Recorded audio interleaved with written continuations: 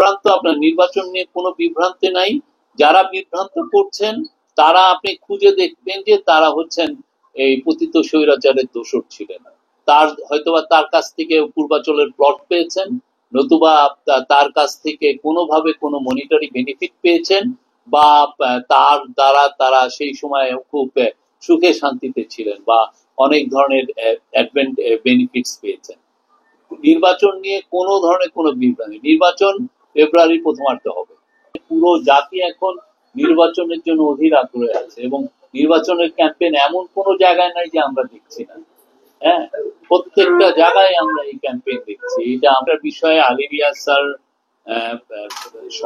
এই ঐক্যমত্য কমিশনের তরফ থেকে আমরা একটা প্রেস রিলিজ দিয়েছিলাম। সেখানে আপনারা দেখেছেন কয়টা কোটি টাকা, যিনি 83 কোটি টাকা দিয়েছেন তিনি ডাহা মিথ্যা কথা বলেছেন। উনি জাতির সামনে ক্ষমা চাওয়া উচিত। আলী রিয়াজ স্যার এবং ঐক্যমত্য কমিশনে যারা আছেন তারা যথেষ্ট রেসপেক্টেড ফিগার্স, তাদের প্রতি উনি তাদের নিয়ে উনি ডাহা মিথ্যাচার করেছেন। উনি একটা পলিটিক্যাল পার্টি হচ্ছে, পলিটিক্যাল পার্টির উচিত তাকে জিজ্ঞেস করা উনি কিভাবে কোথা থেকে এই ফিগারটা পেয়েছেন এবং সেই অনুযায়ী ওনার উচিত এখন এই বিষয়ে তাকে ক্ষমা। আপনি সেই কোথায় উনি বলছেন যে 83 কোটি টাকা আপ্যায়ন, আমরা তো দেখছি আপ্যায়ন হচ্ছে 45 লাখ টাকা, আর সব মিলে খরচ হচ্ছে কত 1,71,00,000 টাকা। তো উনি এটা কোথা থেকে আবিষ্কার করলেন? এখন একটা ব্যাপার হয়েছে যে অনেকে টিভিতে যান যে ডাহা মিথ্যা কথা, কারণ ডাহা মিথ্যা কথা বললে মার্কেট পাওয়া যায়।